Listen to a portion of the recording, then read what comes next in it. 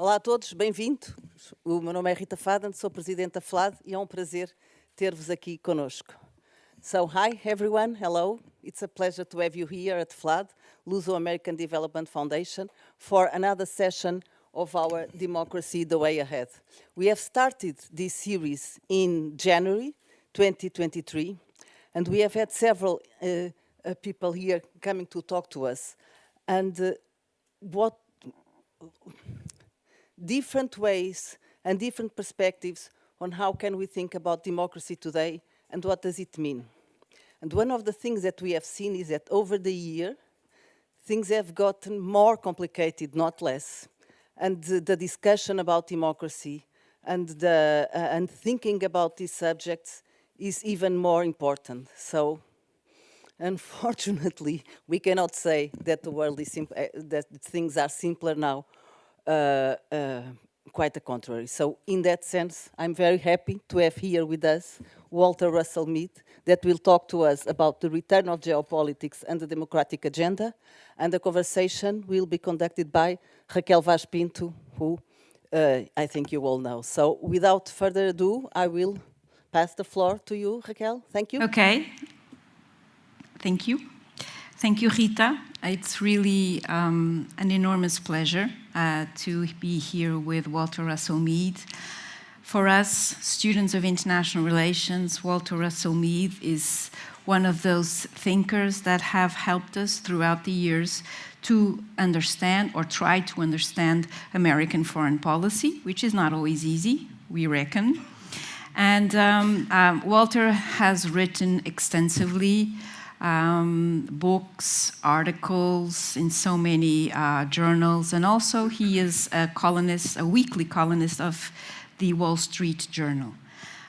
So without further ado, and thinking about perhaps your book, Special Providence, you have either, instead of going for the traditional difference or distinction between realism and liberalism, you have actually made a distinction, and you have identified 4 schools that help us and make the linkage from internal and external in order to understand American foreign policy. So I think we could start there with these 4 schools. And also, which of these 4 schools do you think actually characterizes the current administration? All right. Well, first of all, thank you to the board and the leadership of FLAD for having me here. It's my first opportunity to come to Lisbon, and I'm very grateful for it. It's a beautiful city, and I wish I'd come here many years before, but I expect I'll be back. And also, it's great to see Raquel. She is actually, believe it or not, a former student of mine. And she attended a special State Department sponsored educational program for sort of leading thinkers and observers from around the world that we hosted at Bard College, and that's actually where we met. So it's, and I think now she's got every student's dream. She gets to interrogate her professor in front of an audience where I'm the one that has to come up with the good answers. So. Special Providence was a book I wrote, more than 20 years ago. Came out right before 9/11. And the core question that I was trying to get at in that book is that there seem to be 2 things that just about everybody who studies foreign policy thinks about the United States. And the first is that Americans are really very bad at foreign policy. That our system is chaotic, our voters don't know what they're voting for, we oscillate wildly between extremely idealistic and extremely brash foreign policy.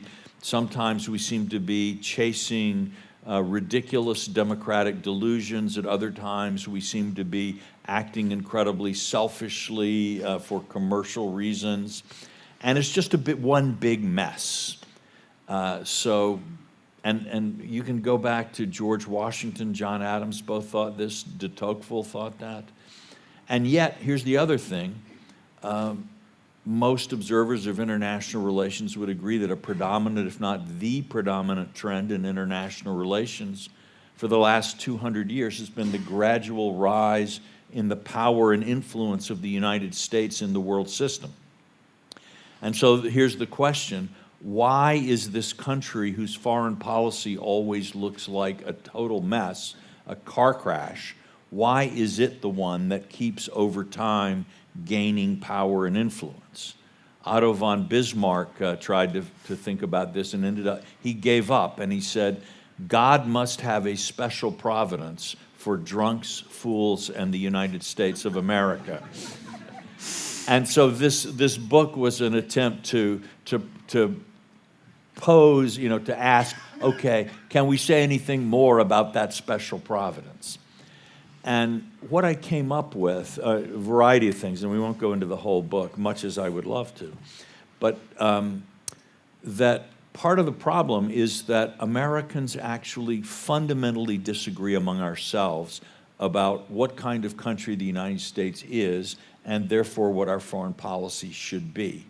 And if you look at the arguments we've had over the last 200 years, you hear essentially the same four voices. You could, if you wanted to be very poetic, you could say it's some kind of a string quartet. And, but you have these four voices in the argument that go back to George Washington's administration, and you will still hear them today. And just to very briefly summarize, there's what I call the Hamiltonian school for Alexander Hamilton, which says the U.S. should do what Great Britain had done. That is, you have a strong central government which is closely aligned with large corporate interests, which creates a strong financial and banking sector, projects trade internationally, has a strong navy to support that trade. The foreign trade will then make you wealthy enough to support your military expenditures, and your strong military and strong economy will keep you free. That was Hamilton's lessons from British history. He thought the United States should imitate that. And you will certainly still hear a lot of that today. George H.W. Bush, I think, was a very good example of a Hamiltonian president. Then you would have Wilsonian foreign policy. That is, Woodrow Wilson kind of gave it its shape, but it had existed long before him. And the core concept here is America cannot be safe until the whole world is democratic. Because what's the cause of war? The cause of war is bad governance, is whether it's feudal monarchies where they're going after prestige, military dictatorships where generals are trying to get more medals on their chests. Democracies are stable, they are peaceful, they make better partners. And so if America wants to be safe, it must help others be free. And sometimes I say that the Wilsonian school is the Trotskyite wing of the American Revolution, that democracy can't be safe in one country. A democracy must be global in order to be safe. And obviously we've seen quite a bit of Wilsonianism running around in American foreign policy. But those are probably the two traditions that foreigners, international observers, find it easiest to understand. But that's not all of it. You have, for example, a school I call Jeffersonian. Thomas Jefferson saw Alexander Hamilton's ideas of, gosh, let's be like Britain. And Jefferson said, are you insane? Britain was a tyranny. We just fought a bitter revolution to free ourselves from this aggressive British monarchy and its atrocious class system where half the nation or 9/10 of the nation is taxed to provide income for the upper 1/10. What is important about America? It's our liberty. How do we preserve our liberty? By staying out of foreign entanglements. You Wilsonians, you say, let's build democracy in some foreign country. Well, now suddenly we have enemies in that foreign country. We're interfering in other people's affairs, and they will come back and attack us. So the best way for America to be safe is to stay at home. We have a nice big country. Let's live in it. And yes, democracy globally is good, but let's build democracy by setting a good example at home. Again, that Jeffersonian tendency, you can find it on the right with isolationists like Senator Rand Paul, I think, is a good contemporary example. Maybe Senator Josh Hawley from Missouri, J.D. Vance. This new isolationism that we hear about on the right, but you can also hear it on the left. In some ways, Bernie Sanders would want a much less active American policy overseas in order to concentrate on building up liberty and equality in the United States, and to try to set an example rather than leading some sort of global movement. But that's not all. As I sometimes have to remind my American students, in the last 5 months of World War II, American airplanes bombing mostly civilian targets in Japan killed, and the estimates vary, but up to 500,000 to 900,000 Japanese civilians. That's not counting Hiroshima and Nagasaki. One night in Tokyo in March 1945, American bombs killed up to 80,000 Japanese civilians, dropping bombs that were designed to create large fires in urban areas. So it would make what's going on in Gaza look like a tea party by comparison. And this was done in city after city in Germany, in Japan. Where does that come from? Right? That doesn't sound like a bunch of democracy crusaders, doesn't really sound like a bunch of commercial adventurers, and it certainly doesn't sound like isolationists. There is a group of Americans, I have called them after Andrew Jackson, who basically in times of peace look a lot like Jeffersonians. We don't want to bother other people, don't let those other people bother us, but if somebody attacks us, if there's a Pearl Harbor or a 9/11 or an attack like that, then we must just go out and sting them to death like bees from a hive and make sure they will never, never, never dare to lift a hand against the United States of America again. And I've given that, again, that school the name the Jacksonian School for Andrew Jackson, someone who appealed to this kind of populist nationalist sentiment. And I think all four of those schools are present in American political society, and at times one may be more ascendant than others. But our presidents have typically found it useful to appeal to one or more of these schools as they build a constituency for their foreign policy. Some of our greatest presidents, I'd say Franklin Roosevelt as an example, saw these as the four strings of the violin that he would play to make the music that would unite people behind his leadership. So they are resources for presidents, but they're also constraints. The current administration, I would say, is basically a mix of Wilson and Hamilton with a little sprinkle of Jefferson, right? What they're not is Jacksonian. And I should say that soon after former President Trump was elected, I got a text on my phone, said, "Hi, this is Steve Bannon, can we talk?" I thought, okay, which one of my students is trying to prank me with this? But I checked around, and actually it was Steve Bannon. He wanted to talk. He had read what I'd written about Jacksonian foreign policy, that, okay, that's Donald Trump. That's what he should do. He persuaded President-elect Trump to fly to Andrew Jackson's tomb in Tennessee and put a portrait of Andrew Jackson in the White House. So I had this experience not all that different from Dr. Frankenstein when his creation began to move and walk. So I think there is this, I think Trump, by the way, was a mix of Jackson and Jefferson, that he was isolationist when he could be, and he was unilateralist, interventionist, Jacksonian when he felt under threat.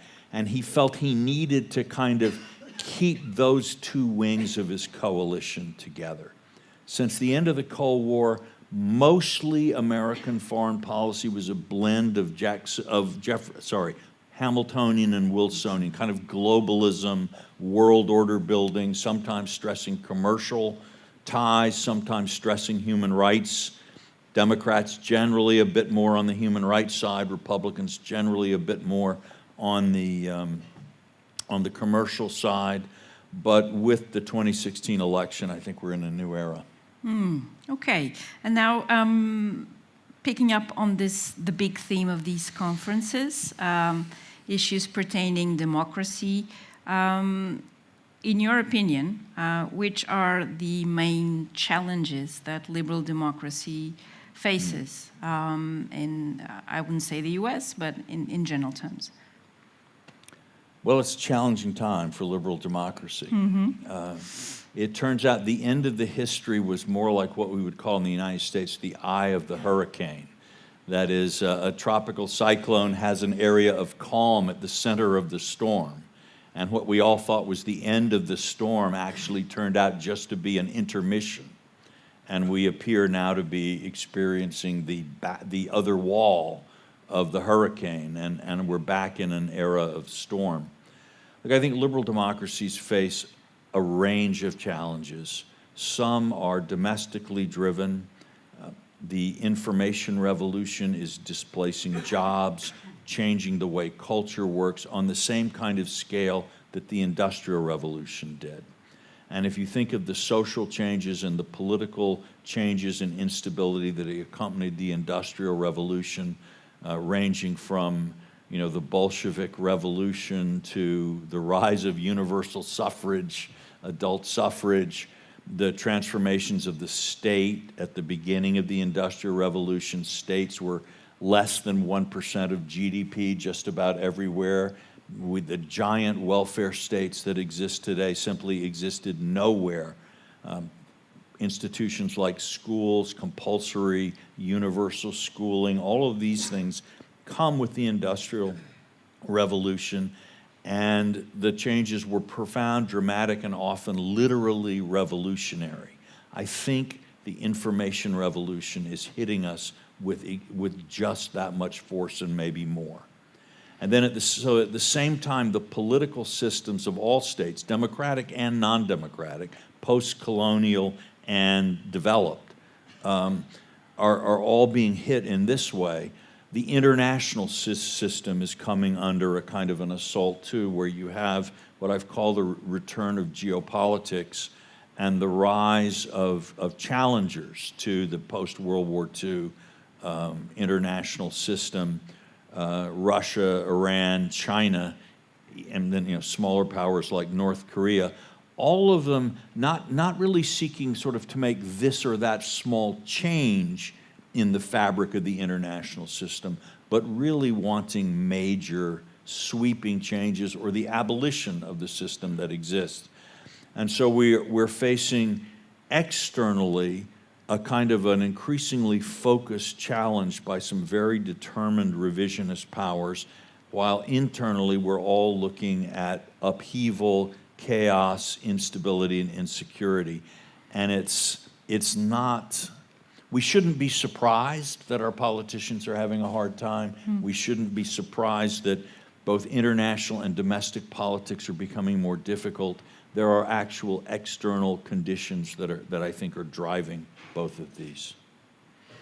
And but at the same time, there's always this temptation when we are looking at things to think of our times as the worst or the best, either way.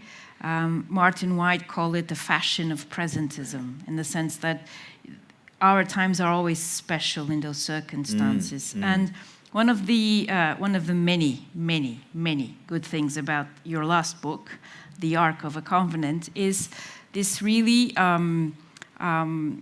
good photograph of the challenges internally and externally that the world faced in 1945.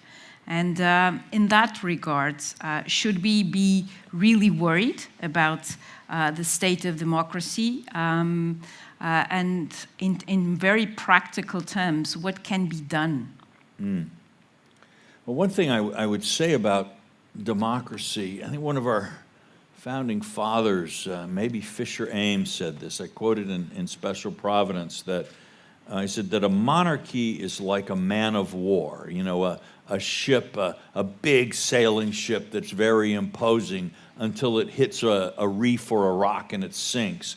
He says a democracy is more like a raft. Your feet are always wet, but it never sinks.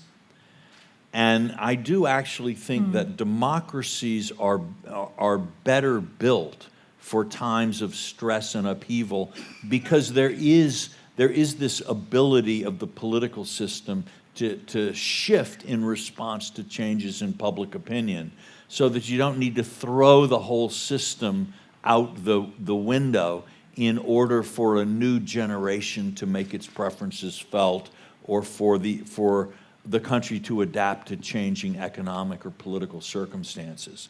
So I think we're in for rough weather, but the good news is we're on rafts. So it's the element of flexibility that is always fundamental to a strategy that you would stress. Yep. One of the very different, especially for a European audience, in your last book, The Arc of a Covenant, is the inclusion and the thorough study of religion, in this specific case, of course, regarding the case of Israel and the Israel-US alliance. And it always seems to me that when we are looking at the world, we usually do not tend, and I'm not saying this in a sort of I'm not trying to make everybody believe in God or something. No, not at all. It's that when most of our analysis of the world itself, they usually do not include the element of religion and how it affects societies, policies, foreign policies, and so forth. And I think that your book makes a point of including that dimension into our analysis. So in that regard, would you say that it's a kind of a US advantage over this really, really, really secular, almost laïcité kind of way that the Europeans look at the world? Sure, we have a lot of secularism. Peter Berger, a wonderful sociologist, and a dear friend who died not too long ago, had a wonderful comment. He said, polling shows that India is the most religious of nations, and Sweden is the least religious. He said, America is a nation of Indians ruled by Swedes. Which I think does get at some of the issues. He was a great scholar of religion. He really was. Look, I think it may be better to pull back from the word religion here. In this book and in some of my other works, I talk about the Abrahamic approach to history. And if you think about the sort of biblical arc of human history that is common in various ways with certain changes to Christianity, to Islam, and to Judaism, what you see is at the beginning, God creates the world. There's kind of an era of what Marx would have called primitive communism. That is a sort of a pre-modern utopia where there's equality and everyone lives happily and in harmony with nature and so on and so forth, kind of this Rousseauian unfallen paradise, right? And in the biblical story, that's the Garden of Eden, but obviously Marx took it in his own way. Feminists have talked about the era before patriarchy, of a kind of a primitive matriarchal utopia in the past. And then there's the fall into the horrors of history. Again, for Marx, it's where you start getting class stratification and slavery with the rise of the ancient empires. In the scriptural thing, it's original sin, Adam and Eve disobey God are expelled from the garden, everything starts going badly, right? And so misery, war, horror. But then it's not the end of the story in all of these narratives. God, or for Marx, other forces start to work in this. And we speak of prophets coming to tell people, get people back on the right path. Marx talks about leaders who understand the spirit, the laws of history and are trying to change it. And at the end of history, right, we will return to a higher version of that original utopian state. We go from the Garden of Eden to the New Jerusalem in the Christian model. We go from primitive communism to developed communism in the Marxist model. And by the way, in liberalism also, we go from the kind of Rousseauian primitive utopia to a glorious state of future liberation, equality, universal wealth, right?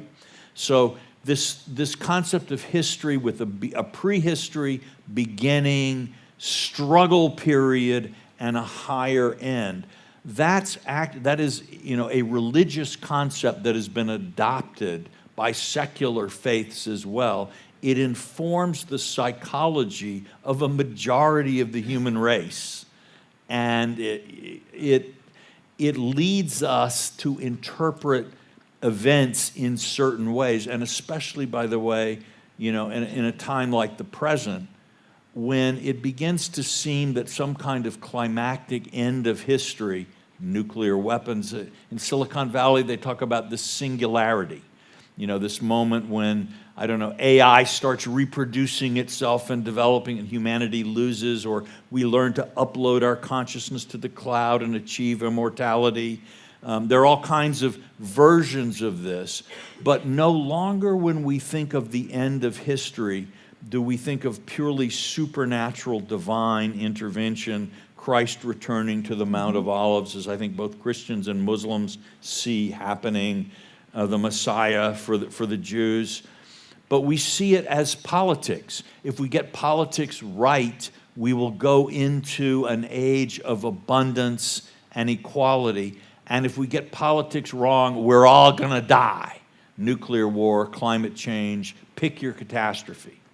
And so actually, I think instead of going through the secularization of religion, we've actually gone into the religionization of secular politics. And this is partly why our political polarizations and battles are so sharp, because people feel the stakes are infinite. If I think the sales tax, the value-added tax should be 18%, and you think it should be 19%, well, we can argue and discuss and come to, 18.5% or something, and there we are, and we can move on. But if we're saying that if you don't stop fossil fuel by 2030, the world is going to be destroyed in a grand catastrophe, how does one compromise there? So we are now fighting political battles with the energy that was once reserved for wars of religion. All right? And it began really with, I think, both the Enlightenment, liberalism. You think about the French armies marching across Europe. The last time, I believe, Lisbon was actually invaded. That with this revolutionary vision of a new heaven and a new earth. You think of the communists who were willing to die for Marxism the way that the ancient Christian saints were willing to be martyred for their faith, right? But now that's kind of spread out into society at large, this sense that annihilation awaits us if we don't get it right. And that is, in its own way, a real threat to liberal democracy, because liberal democracy depends on the ability to compromise and to tolerate. But how can I tolerate an idea that will lead to the universal destruction of the human race in short order? Just as at the time of the Inquisition, you would say, how can I tolerate a heresy which will doom millions of people to an eternity of torment in the afterlife? So, we have to think about religion. Because whether you can be even if you are an atheist and there is no place for God in your thinking, the chances are that this model of history that I've described is still part of the structure of your consciousness of how you evaluate events. And even if it isn't for you, it is for the people around you who are shaping the world in which you have to live. So I absolutely think we have to go back to these kinds of categories and thinking, not to get into some sort of airy-fairy discussion of, theological fine points, but just to understand the main features of the political circumstances in which we live at this time. And coming back to that point, you wrote an article in 2007 that you have, I think, then developed to this book. It was called The Jerusalem Syndrome. And it was a criticism, to put it mildly, on a book by Mersheimer and Walt on this idea of the Israel lobby and the connection of that Israel lobby with US foreign policy. Not just foreign policy, but mostly foreign policy.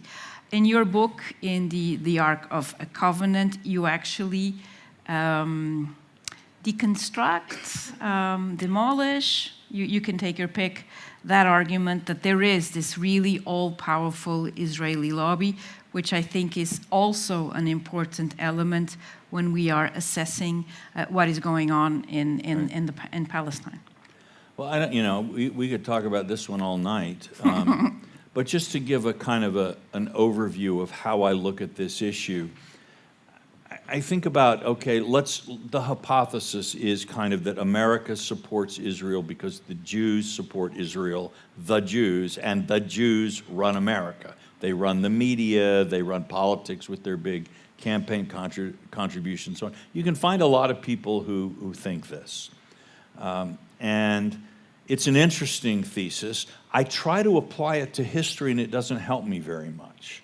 Because I think about, say, the 1930s, when actually people were writing that the Jews control America. Henry Ford was writing exactly these things.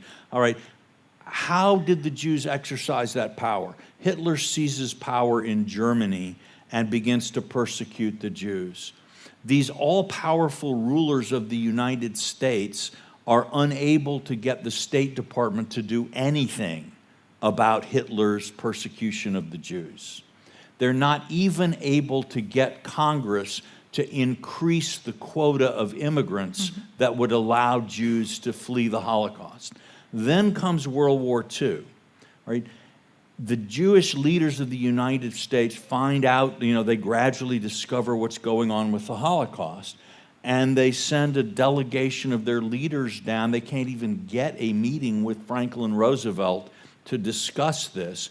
But you know what they want? They want the U.S. to divert a few airplanes to bomb the rail lines leading to Auschwitz. And the answer is no. The reasoning for this is that the best way to, the Holocaust is one of a number of horrible things that are happening in this war. The only way to end all of them is to defeat the Germans as quickly as possible.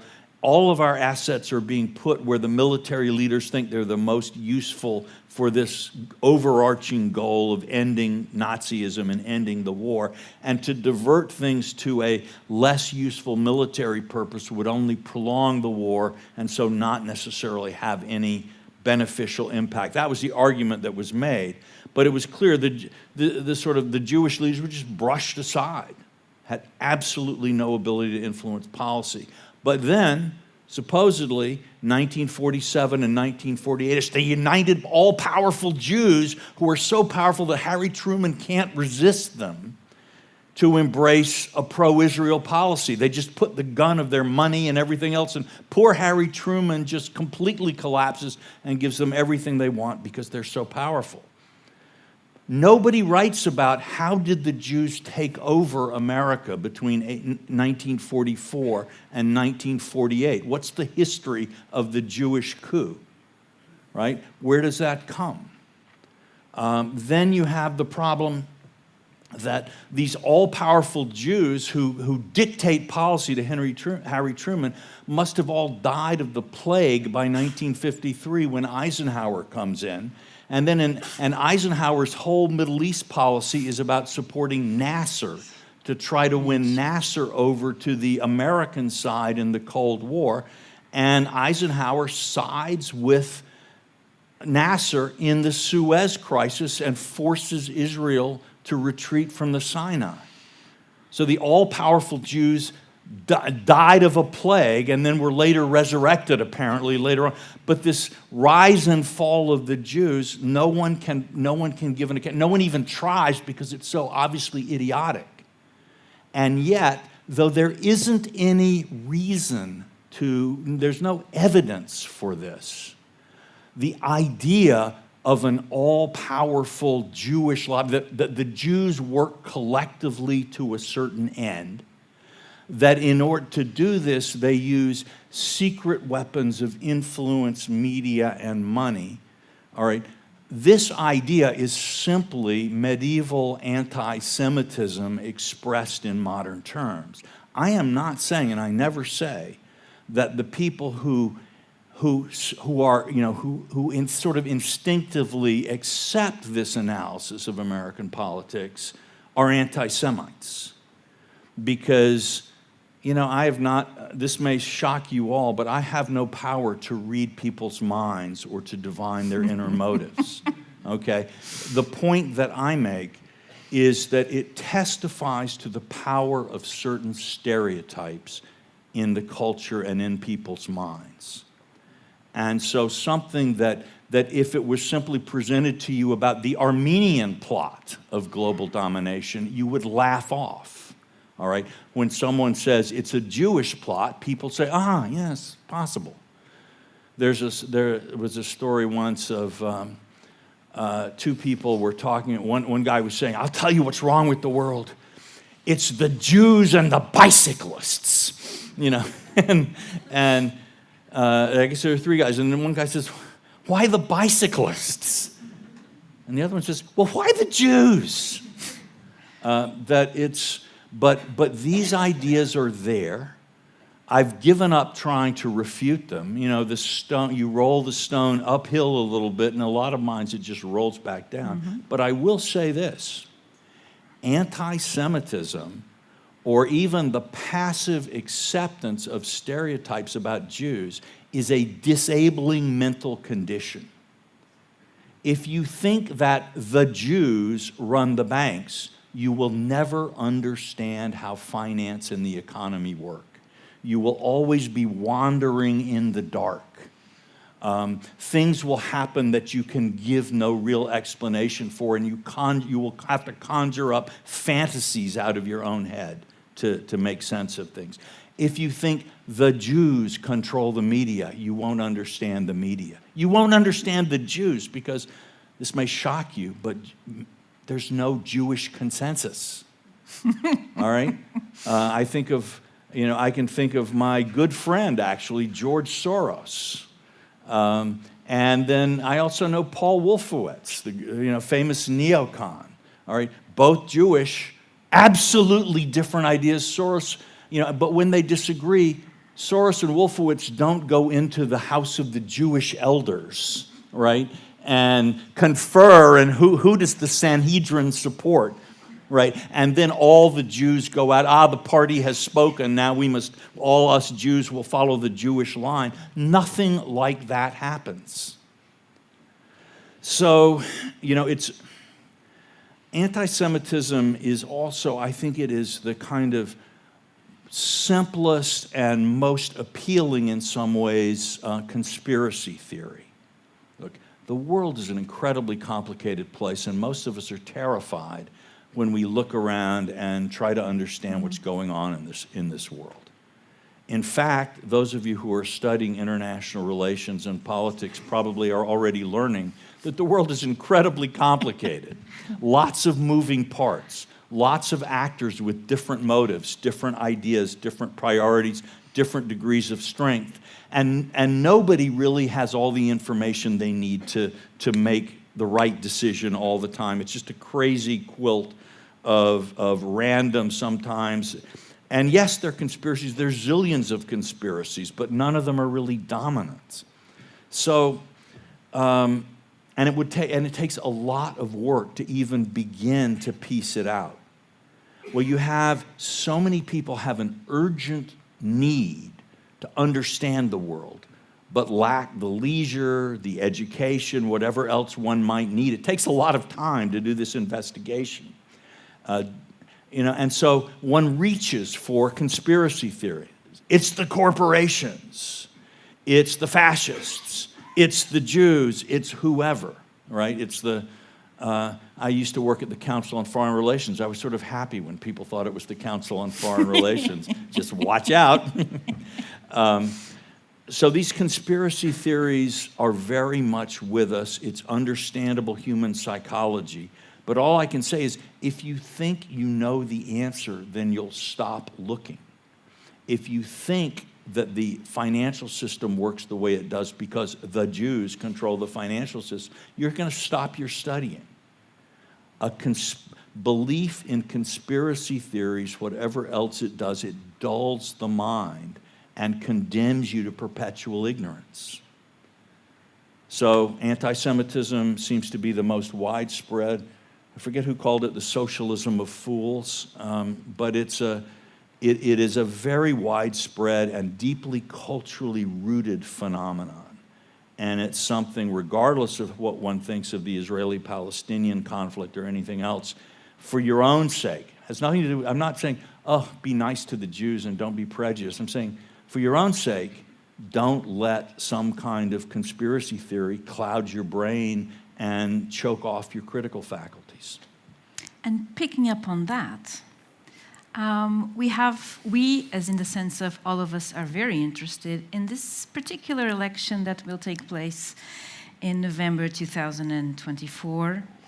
And that's the British general election? Yes, definitely. And then we have the Indian election as well. But I think that we're slightly interested in this specific election, and in particular, whether Biden will be reelected or if Donald Trump will be back at the White House.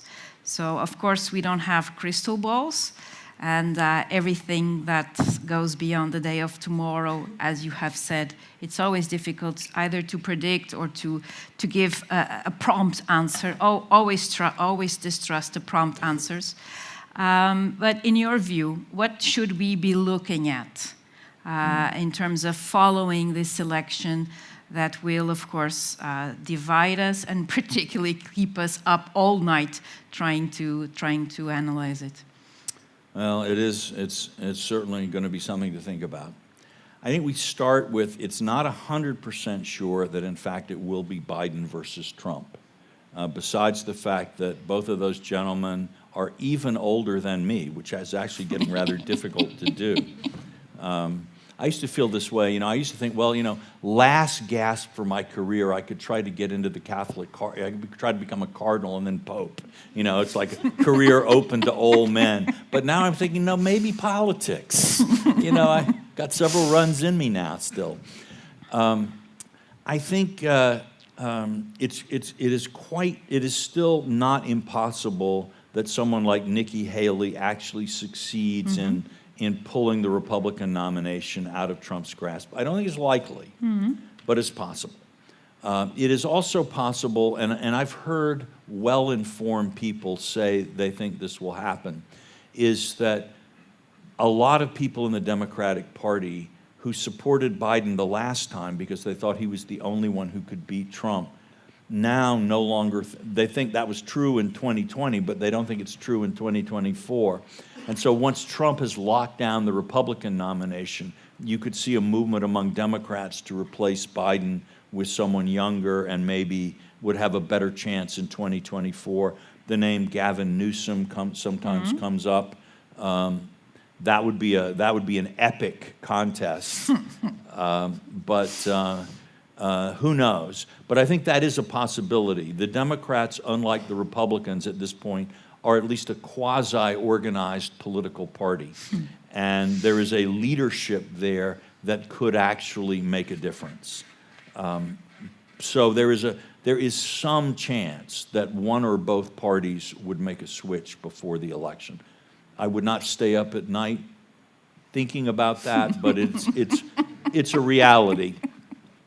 There's also this concept of a possible third party, well, third, fourth, and fifth party runs.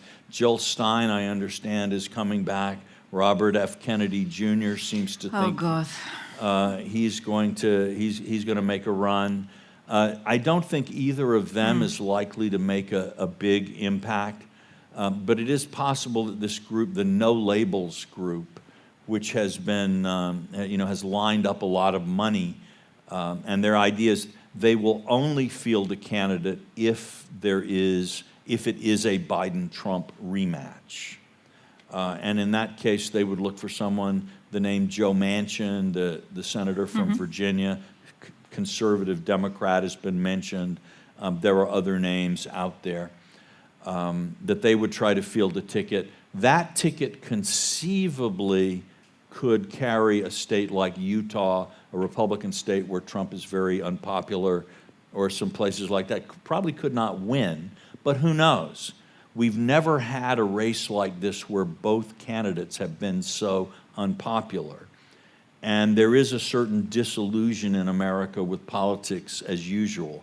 So it's kind of possible that something out of left field or right field or whatever field could come in and disrupt the election. What is interesting is that, and this is probably the possibility that keeps me up at night, is if you did have a third-party candidate that, say, won just enough states so that neither of the major candidates won the Electoral College, where you need 270 votes from the states to win, what happens then under our Constitution is that the election goes to the House of Representatives. But it's not that every representative gets a vote. Every state gets a vote. And in each state, it would be the majority of the members from that state who would, and you have a lot of Republican states like Wyoming that has only one representative who will be Republican. So it is possible that Trump could come in third in the popular vote and still win in the Electoral College based on this. Because see, California has 55, I think, electoral votes or something like that, would have only one vote in this election. So you really could have a president elected under those circumstances who had nothing close to a majority or even a lead of the popular vote. I'm sure, of course, if it were Trump, he would respond with moderation and statesmanship. Absolutely. And would realize the fragility of his mandate and would govern in a centrist way. So there's really nothing to worry about. Thank you so much, Walter, for making all our analysis even harder now. I think that most of you would like to pose questions to Walter. I have a million of them, but I'll just finish with one general question. You have already given a very good advice, which is that don't go for the simple conspiracy and don't dull your mind in general terms. But since we're all students, or most of us, at least the good ones, students of international relations, do you have any, I wouldn't say advice, but things that you think should be important when you're studying IR? That would be the one. And if so, what would you recommend in terms of being a good IR student? History, history, history. Read history. Start with the Greeks and the Romans, but don't neglect the Indians or the Chinese. and the more history you read, the better.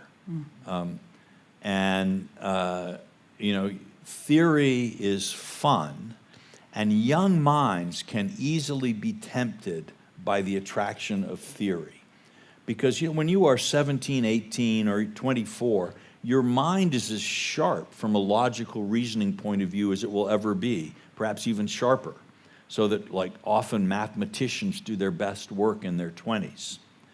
So you'll find manipulating theoretical constructs comes easily and naturally to you, perhaps. While as a younger person you have both less lived experience and have had less time to accumulate historical knowledge through reading. We all tend to like to do the things that we're good at, and we all tend to avoid getting engaged with the things that are more difficult for us. But I would just say, overcome that and really go ahead. History for the young people is like this magic elixir, which will give you vicarious experience and help deepen and extend your judgment so that you can combine your keen analytical powers with a richer knowledge base. And this is not about memorizing a ton of facts, because you can get all of those from Google or Wikipedia or wherever you go. But it's about seeing how cause and effect works in the real world, what difference leadership does and doesn't matter, how different societies have addressed similar challenges. You'll be amazed at how much you learn. You'll also be amazed at how this knowledge base will accumulate through your life and your career. And many of us who've been out of university, know that some of our friends, when they got out of university, just stopped reading books, and others kept reading. The difference isn't that noticeable at 25 or 28, but by 35 or 40, the difference is immense between the people who've kept adding to their stock of knowledge and the people who are basically coasting or only relying on sort of superficial sources.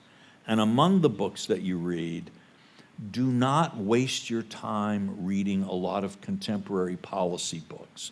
Those will, let's say you're 28, it's going to be 10 years, maybe 15 years before you reach the kind of height of your professional career powers where you'll actually be called upon to weigh in on substantive issues. At that time, you will need to start reading contemporary policy books. But here's the thing, by then, all the hot contemporary policy books of now will be utterly forgotten. No one will read them, no one will think about them, and the time you would have spent reading them would be lost because they just won't help you with what's coming. So use your youth to stock up on old knowledge, and then when you're out there in the field and having to deal with real world problems in real time, then start deepening your understanding. So one other piece of advice I'd give is India. For the last 30 years, everyone in America who said, oh my gosh, Asia is really rising and we need to pay attention, went to China, studied Mandarin, learned about China. It's great, and I'm glad that we have a lot of people in the United States with that knowledge, and some in Europe. But very few went to India. And yet India is the world's most complex political society, far more complex than the European Union even, with greater cultural diversity, greater linguistic diversity than we see in Europe, an immense deep history, deep ideological, ethnic, religious conflicts and tensions internally, enormous potential for good or bad to shape the future, and also, by the way, a place where a lot of profitable business is going to be done. We tell ourselves, oh, they all speak English. No, they don't. Most of them don't. And being able to read the Hindi press, the press of many of the languages in South India, these are tremendous accomplishments. I think you will not regret the time you invest in trying to learn a bit about India. Thank you, Walter. I think those were really good advices. And I think we are now starting the Q&A. I have adopted a rule that was actually developed by Pedro Magalhães, who in his turn developed from another Pedro, just to make it clear, which is the first two questions go to the younger audience in here. And so I honestly encourage you to put up your questions, please.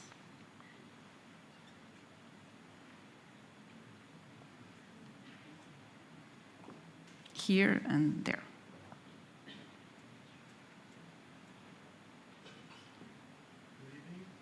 Oh, just say your name, yes. Say your area of study, and very briefly ask your question. Yes. It's on? Okay.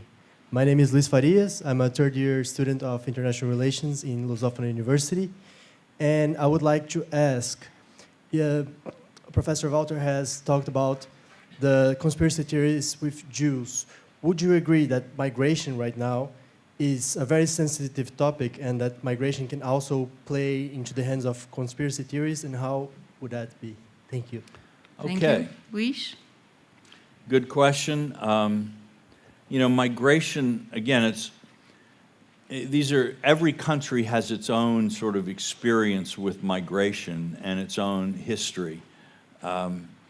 And I do think that it's easy for prejudice to form around migrant communities.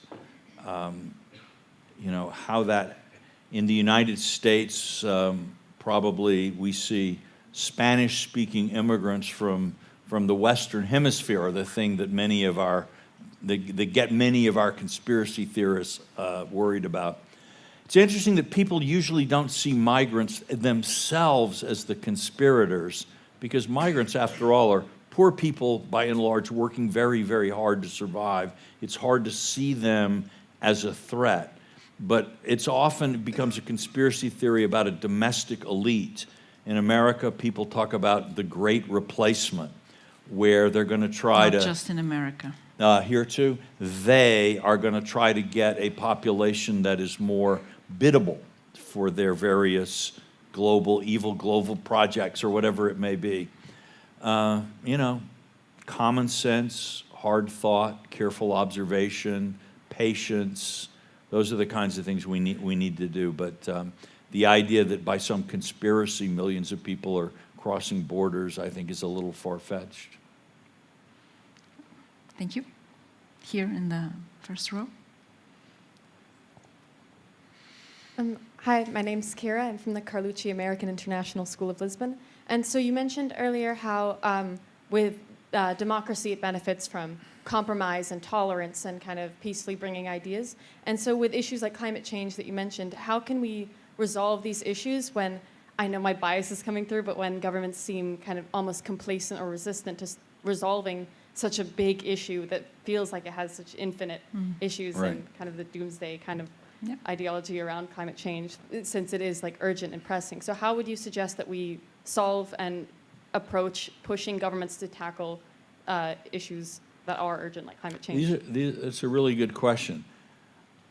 And I would say, I think one thing is the best way to fight climate change is actually not to join an NGO which is opposing climate change, but to study natural science and come up with new ways of doing things that have, that are better for the environment.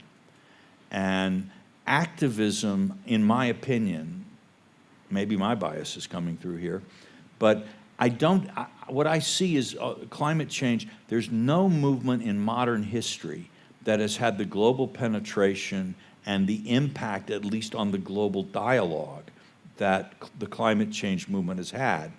But when the one thing it doesn't seem to be able to do is reduce emissions.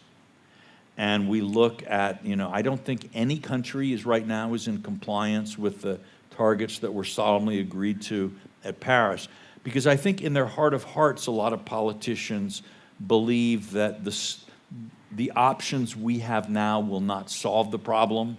And so what they say is, okay, by 2060, we're going to be net zero. and then they don't do it. It would be like me saying, okay, by 2060, I'll lose 30 pounds, and my plan is I'll start in 2059, and I'm going to gain a pound a year until 2059, and then lose 100 pounds in 2060, is the level of what a lot of these plans are looking like. The problem there is less, I think, political than, in a sense, engineering and technical.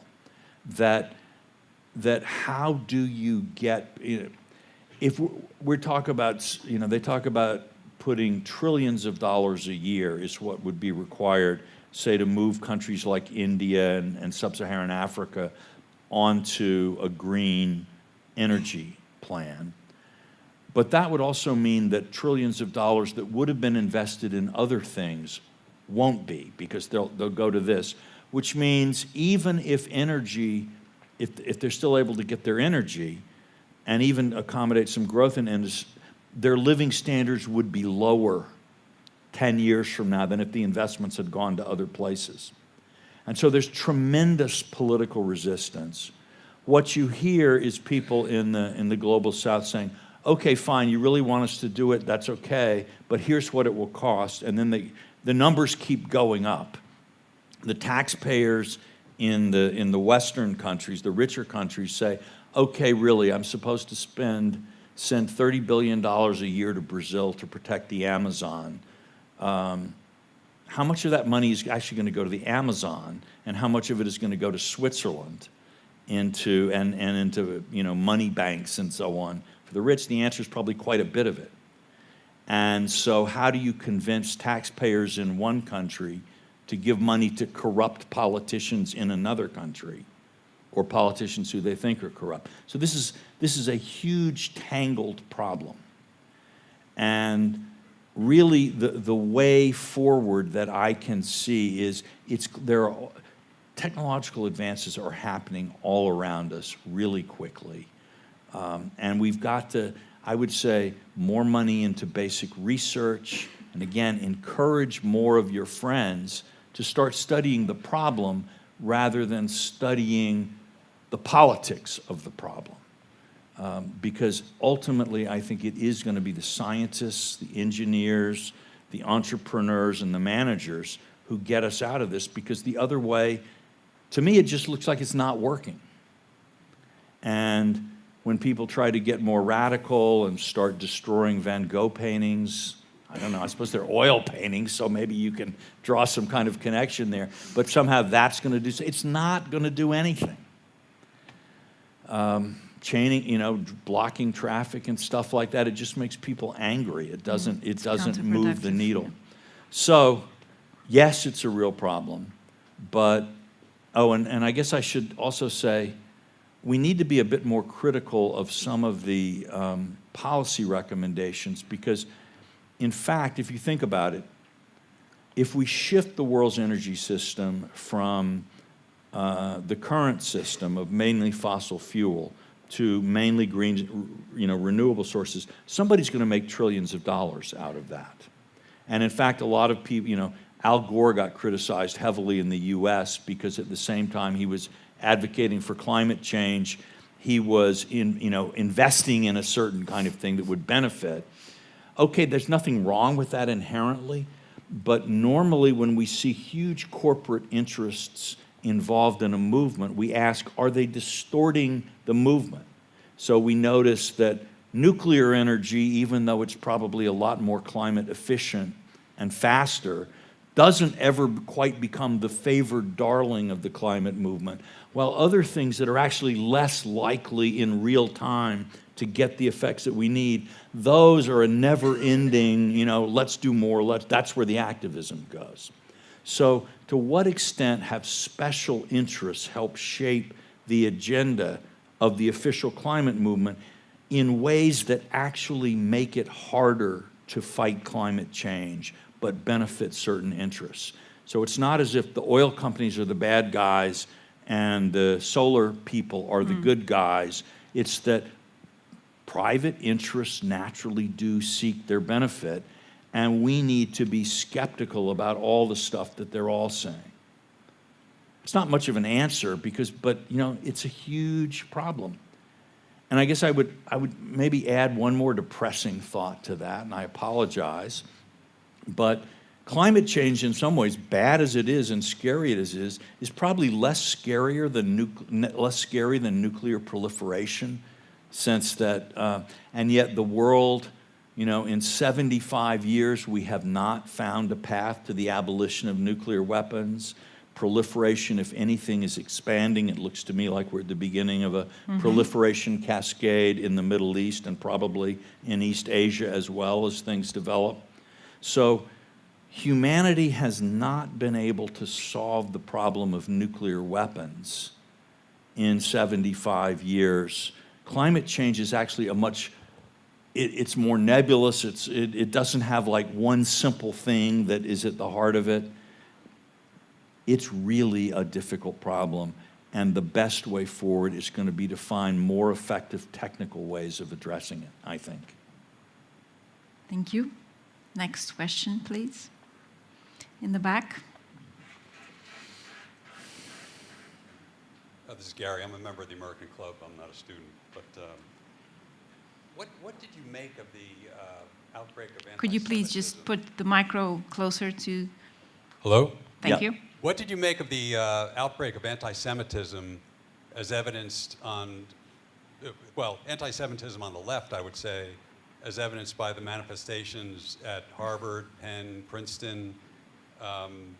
This was directly after October 7th. The bodies weren't even buried from the massacre, and we heard from the river to the sea, and as you all know, Harvard bills itself as we educate the leaders of tomorrow. So what did you make of all that? Thank you. All right. Well, one takeaway is that Harvard is not as successful at educating the leaders of tomorrow. They think they've been, I believe a number of law schools, a number of law firms have written to the Harvard Law School and said, we're not sure we're taking any of your graduates unless you can explain to us a little bit more about what you're teaching them, which I think is a little unfair. I think actually most students pick up their political ideas on their own. But look, I think, again, I had to look at the history of anti-Semitism in the United States for this book project. And it seems to me that in American history, we have had less toxic anti-Semitism by and large than in European history for a variety of reasons. But it does, you can see it rising and falling over time in American history. And it tends to peak at a time when people have lost confidence in that the American way works. So in the 1880s and 90s, with the rise of populism, there was a real surge in anti-Semitism. In fact, if you think about William Jennings Bryan's famous nominating speech, "Thou shalt not crucify mankind upon a cross of gold," that's an anti-Semitic dog whistle, and would have been easily recognized at the time as such. Bankers, crucifying, gold, it just all fit nicely together. And then again in the 1930s, you had with Father Coughlin and Henry Ford, again, on the right and on the left, you had this surge of anti-Semitism, primarily among people who had given up any hope that this American mixed capitalist system would work. And I think we're seeing that now, that, again, we see it both on the right and the left today, and generally from people who think that America is fatally flawed, that the promise of the United States either never existed, that'd be the kind of 1619 Project thinking, or used to exist but has now been destroyed because the global elite, blah, blah, blah, blah, blah, right, on the sort of far side of the Trump world. All right. And as I understand it, you don't change these things. I mean, you can maybe change some individual's mind by talking and counseling and as a teacher trying to set an example. But fundamentally, the way we've gotten out of this before is not that we had a grand national conversation about anti-Semitism and, okay, oops, yes, I was wrong, but rather the country began working for people again. And people, after World War II, all kinds of prejudice began to diminish in the United States. So I would say In the American case, the best medicine against anti-Semitism is actually American economic success, and I would say let's go for it. Let's have some. Good.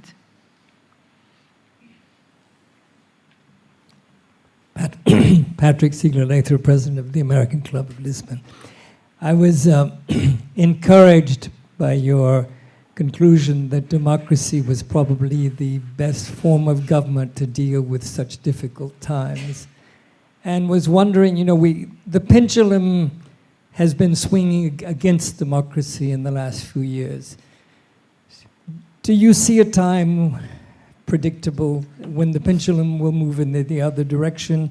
And similarly, do you agree with Friedman's book, The Storm Before the Calm, saying that the 30s will be a terribly difficult time for the US and the world, and afterwards it will be much, much better? Well, I do certainly hope so.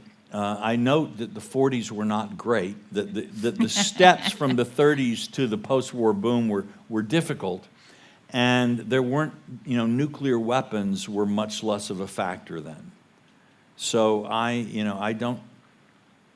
look around the world honestly, and I see all the conditions that in the past have led to great wars. We have an arms race spiraling out of control in Asia.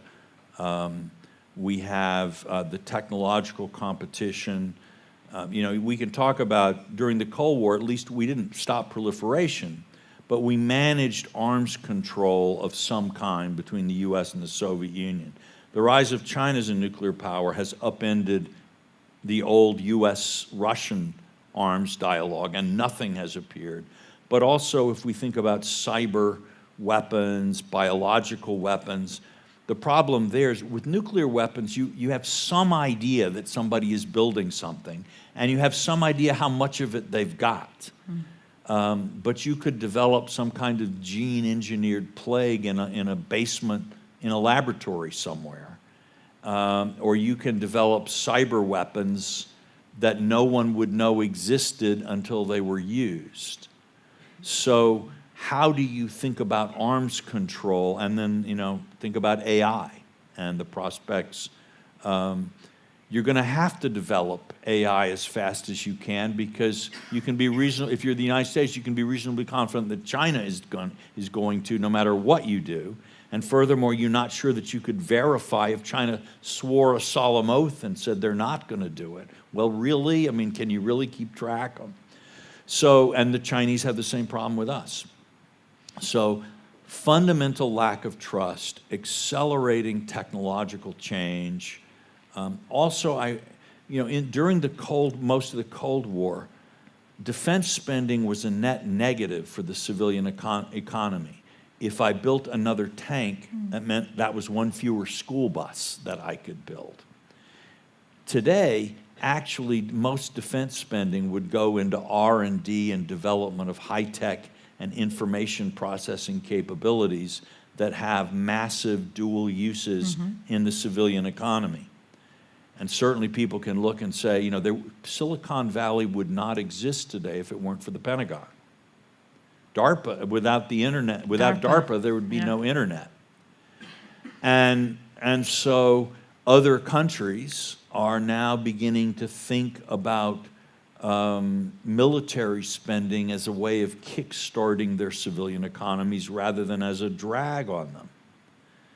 That is a very dangerous idea to have floating around in the ether. So when I look at all of that, I am hoping that if we go through something like the 30s, we could come out on the other side. But 50 million people died in World War II, and we are still 75 years later struggling to process it. I wrote I think in about 2014 or 2015, my sense that we have passed from a post-war era into a pre-war era. That is, in a post-war era, international politics is shaped by the leftover problems from the last conflict, sort of like the Yugoslav wars in Europe or some of the ex-Soviet stuff. In a pre-war era, international life is shaped by problems that if you don't fix them, they could lead to another round of great power conflict. So I think we're there. And what we now have to do is to learn how to manage and address these conflicts so that they don't boil over, while obviously we do our level best to kind of somehow try to steer ourselves back towards something like a pre-war, a post-war era. One ray of hope I have is that in contrast, I think, to both Russia and Iran, China does have a certain interest in a working world. And North Korea, by the way, I put with Russia and Iran as countries that really don't have a positive agenda. China does need the world trading system to work. It does not want to be involved in some kind of conflict. So there are dangers for U.S.-China conflict, but I would say nothing inevitable. And there is a rational basis for these two countries to try to find their way toward some sort of modus vivendi. Worst case, something like what we had with the Soviets after the Cold War kind of settled down. Best case, something better. But to do that, I think part of the first step is we've got to recover our own strength of purpose and military preparation so that something like Taiwan is no longer sort of trembling on the verge of becoming a massive crisis. Would you include the Ukraine in that conversation? Well, in my latest column, I referred to the Bild article some of you probably read about that says that Chancellor Scholz and President Biden have pretty much decided that their strategy is to reduce weapons deliveries to Ukraine as a way of forcing Zelensky into negotiations with Putin in 2024. And I say, well, some people are going to attack this as a cynical idea. I'm attacking it as naive, and that if anybody thinks that Putin is going to be generous if the West is becoming more divided and Ukraine is becoming weaker, that Putin would say, oh, well, now this is the time to be magnanimous. And, I don't think that's the way he thinks. Hopefully I'm wrong. But I do think we are still, I hate to say it, but I think on the last day, so to speak, Neville Chamberlain will rise up and condemn this generation and say, I only appeased Germany for 15 months. And I was preparing, I used that time as best I could to increase our arms production. You, on the other hand, have appeased Putin for 15 years, and you have not made the military preparations. I think the future will look back on the last 15 years of Western leadership much the way we now look back on the interwar leadership in the 20s and 30s that fundamentally failed to live up to the challenges that face them. And there is still, I think, time, but I don't think the time is growing. One last question, I think, right? There's somebody who is still not depressed enough. Good evening. Good evening. My name is Bruno Drago Mitzlav. I'm a second-year student of Political Science and International Affairs in Nova University. And you Great talking... university. Well, I have to say that a professor is true, right? You talking about migration and having in mind that this conference is called The Return of Geopolitics. It came into mind something that we actually discussed today in a contemporary politics, international politics class, which is there's a difference that we called between people that are considered temporary dislocated people and migrants. And, well, there was also that idea that, well, people that came from the Ukrainian war, they're called as located temporary people because they're going to be eventually, hopefully, returning back.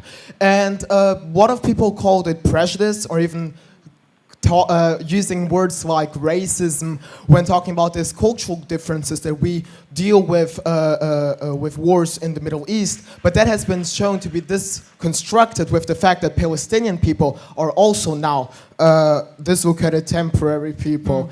And I would like to know from you, what is in your idea the importance of the factor of geopolitics between that attribution of both these categories for people? Honestly, I think I don't know, maybe this is a sign of my own sort of Philistine nature, but I find a lot of the kind of arguing over slight terminological differences as, I think people invest too much time in that. You know, are the Ukrainians temporarily displaced or permanent migrants? My guess is a lot of them actually at this very moment do not know. Depending on how things go in Ukraine, maybe they'll go back. But, you know, one of the things I've been hearing here in Portugal is one of Portugal's big problems is the brain drain, the number of well-educated, talented young people that move out, whether it's to Britain, the US, or the rest of Europe. If you're a young Ukrainian and you fled the country during the war, and everyone in Europe is telling you, oh, Ukraine is ultimately going to be admitted to the European Union, you might think of yourself more like a Portuguese citizen working in Denmark than some kind of refugee. In other words, you know, you yourself are not sure whether you're going to go back, what kind of a migrant you are or wish to be. A lot of the Syrians, I think, are probably in that camp. But again, the economic disparity between even a bad life in Western Europe and a medium life in Syria is so enormous, and for the foreseeable future is likely to be so enormous, that a lot of people are just going to stay. We really do, the world is, we're really going to have to think migration through. At one level, I would say, speaking simply out of abstract principles, the earth is the common inheritance of all humanity. And just as any investor should be able to put their money wherever they think it brings them the greatest return, any worker should be able to sell their labor in the market that offers the greatest return, that any parent should be able to bring up their children in the place where the best educational opportunities might be provided. There's a certain side of me that says there's a natural right, and it's unjust that because I have a blue passport from the United States, you know, I have one set of opportunities while someone who has a passport from Mauritania or Sudan lives in a completely different world. In all kinds of ways. That is not, from the standpoint of eternity, just.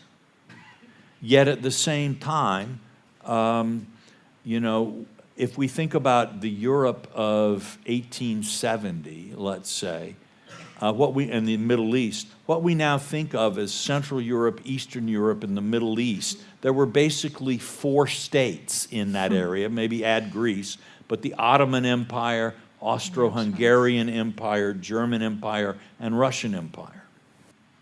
All right, by 1950, 80 years later, there were 40-some states in that, where those 4 empires had been. Those were all multinational, multi-ethnic, multi-confessional, multicultural states. They all fell apart, were ripped to pieces, amidst vast scenes of ethnic cleansing, murder, warfare, millions of people forcefully driven from their homes, creating the much more ethnically homogeneous states of Europe after World War II. Those states became stable democracies in most cases. Now, if Europe achieved this, and you know, and by the way, that process continues today. A lot of the fighting in Syria, we see it going on in Sudan. This same ethnic and religious controversy dividing people whose ancestors lived side by side as new forms of consciousness emerge about identity and so on. We can see it in Ethiopia. 100,000 people have been killed in fighting recently between, we sometimes call them tribes. If they were in Europe, they would be nations. And they're larger than many European nations are. So, the question of how multicultural a populace can be in the long run is, I think, from just a pure empirical point of view, unanswered. And how do we face that? In the United States, the last time we had this, the number of immigrants, the percentage of immigrants in our population that we do today was right around the time of World War I. We shut down immigration completely for 40 years in 1923, not even allowing Jews fleeing the Holocaust to come to the United States. So, so when I think about immigration, what I think about is sustainable immigration.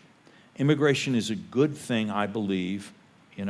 My ancestors may have emigrated from Europe to became the United States in the 17th century, but they were, on both sides of my family, religious refugees desperate to get out of oppressive situations.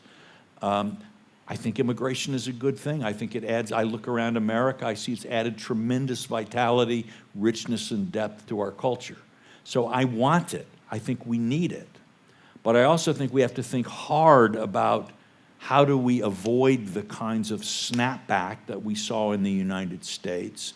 How do we avoid having immigration become a source of perpetual tension and civil discord? And I don't know that, again, I don't think we can sort of go to the magic policy box and pull out, it's on page 17 in the textbook, right? Chapter 3, section 2, there it is, the right policy. Every culture has its own situation. The relationship between any two different cultures may give you a different situation. I think one has to have immigration policy. I think the goal of immigration policy should be sustainable immigration levels that are humane and stable over the long time, sustainable over the long term. What that is, I think different countries will have to find their own way to answering it. But I am very happy that we have a lot of immigration in the United States. I do believe that our laws should be enforced and that immigration should be legal. It should be, and illegal immigration is actually a problem. I don't know if that makes me far right, far left, far center. I think of myself as far center, but not everybody agrees. Okay, so I think that, thank you so much, Walter, for this really entertaining. Thank you. And thank you. No, thank you.